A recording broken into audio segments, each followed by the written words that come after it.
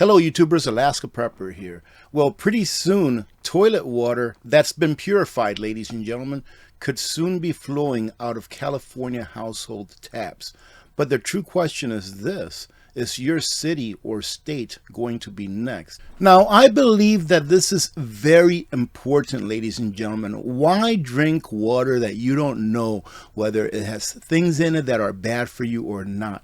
Even the water, from my understanding, that you purchase at the store, like bottled water, even those waters are not really well enough regulated to satisfy the notion that that water is safe for you to drink. There is a widespread perception that bottled water is pure and free of contaminants, due in part to misleading marketing, which compounds pre-existing distrust in tap water quality.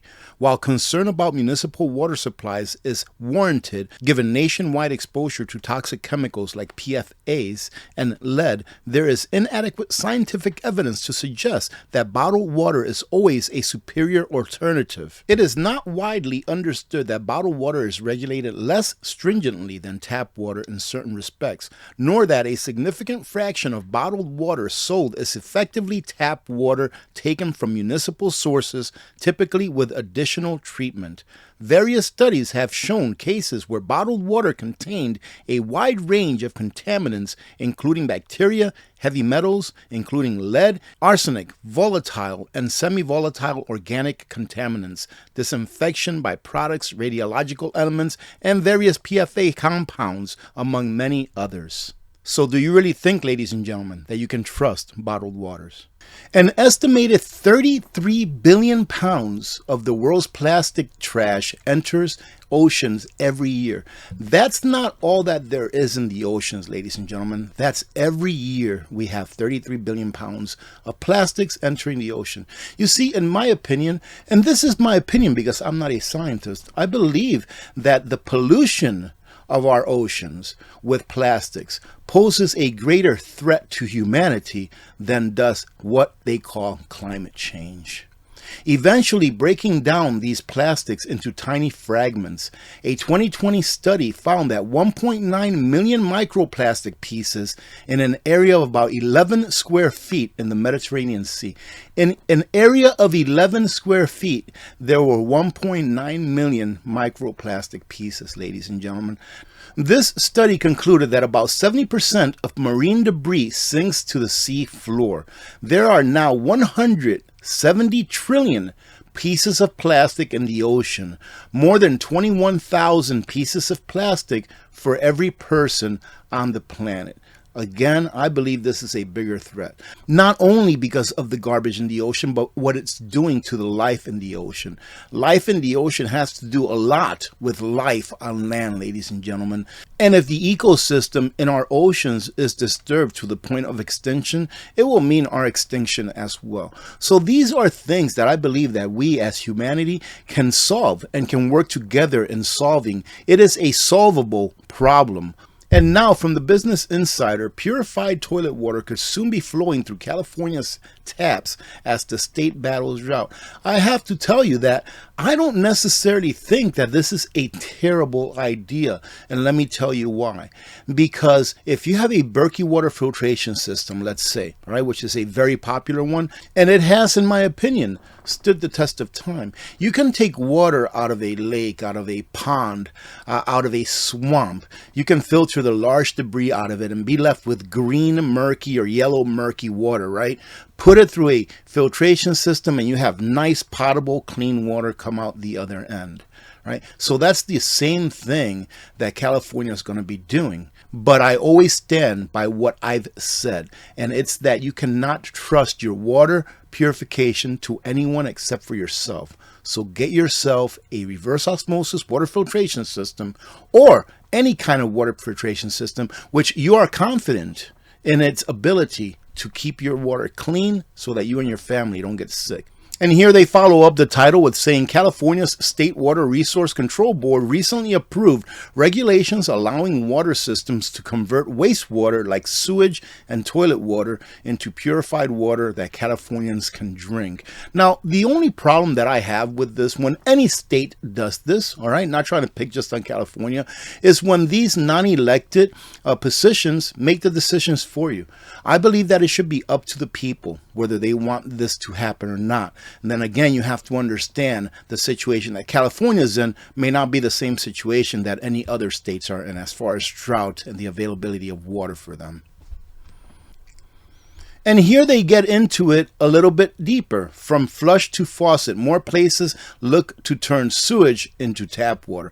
I believe that they're doing this in New York City right now. Don't quote me on that, but I think that they've been doing that for a while. After an Orange County resident flushes her toilet, the water flows through the Southern California community's sewer system, meanders its way to the sanitation plant, and has its solids removed. It is piped to a wastewater recycling facility next door and undergoes 3 different purification processes until it is clean enough to drink. They're pretty much telling you the life cycle of water from your toilet all the way back to your faucet, ladies and gentlemen. And the person being interviewed says it's just like any other water, but it has gone through a lot. People shouldn't judge where it came from, but where it is now. And again, ladies and gentlemen, I believe that you should judge how clean it is for yourselves and not take anyone's word for it. Obviously, you have gotten the point of this video, and that is to take responsibility to yourself to make sure that the water you're drinking is clean. Get your own filtration and testing supplies. That way you can know that it's clean. If you don't have testing supplies, go ahead and find somewhere that's near you that actually checks water. It might cost $14 or something like that in order to have it checked for you by an independent lab. That's better than not having it checked and then later on finding out that you and your family have been drinking dirty water all along. And I will leave the link to all of these articles so that you can go ahead and revisit them again, ladies and gentlemen. Obviously, if you're new here, you notice that I don't read the entire article. If not, it would take forever. But here they continue to say that communities across the country, even beyond the increasingly arid West, have been using recycled water, wastewater to shore up water supplies drained by large populations, overpumped groundwater aquifers, hotter summers, and less precipitation. Facilities are pumping out millions of gallons of recycled wastewater in Arizona, Georgia, Texas, and Virginia. Regulators in Colorado, Florida, Iowa, and Kansas are considering how to use it. In Arizona, for example, some cities use recycled wastewater to replenish dormant rivers and brew beer. Others use it to refill underground aquifers, cool factories, or keep parks and golf courses green. But rarely has wastewater gone directly into the drinking water supply, which is something that they're going to start doing now. What I don't understand about states and or cities that are doing this, that are near the ocean, why aren't they just building desalination plants and using that water instead? I don't know if it's cost effective or not. I did a study on this, not a study, but a little bit of research on this years ago, I remember. So I don't remember how cost effective it is, but from what they say here, the water from the tap all the way to the toilet and back to the tap takes a lot of work to get that clean. So I'm wondering if it would be cheaper or more cost effective to just desalinate water, but maybe this is just the best way that they can do it with the infrastructure that they already have without having to build new stuff. From sewage to drinking water, the process takes 20 hours. That's pretty quick, and that's with the infrastructure that they have now. That probably just answered my question as to why they don't build desalination plants. In the next decade, Southern California cities such as Los Angeles and San Diego plan to recycle wastewater for direct use as drinking water. Both would add more purification steps than what Orange County uses to ensure pathogens are removed before the water reaches consumers. I think what they're trying to do here is they're trying to tell the consumer, hey, it's going to be very clean water and you don't have to worry about it. But again, I say that you do. As the drought has gotten worse, the interest has increased, says the gentleman here, Mr. Patel, the one that's being interviewed. And you can see the 3 steps here. This is how it comes in. This is after the first step, I guess it is, you know. And then this right here is the water that comes out of your tap, which looks nice and clean. And we'll finish it with this, which I agree with 100%, and it should be the way it is. You should be critical of these things, especially if they can affect your health. Although experts say the science is clear, you see, ladies and gentlemen, what's happened to us over the last several years? Although experts say the science is clear, that almost has no meaning anymore. The science is clear. The science is settled. That's why you have to act for yourself. Convincing the public has been a challenge, and it should always be a challenge to convince the public. Because the public should always be critical of what's coming out of these plants, be it water utilities, be it food plants, be it whatever it is that you're going to consume or your family is going to consume. You should always be critical of those things, ladies and gentlemen. Why? Because it's going in your body. And again, the state just doesn't have a very good record as to letting us know, us the plebes, of something being wrong before a whole bunch of people have already consumed that stuff that they should have been consuming.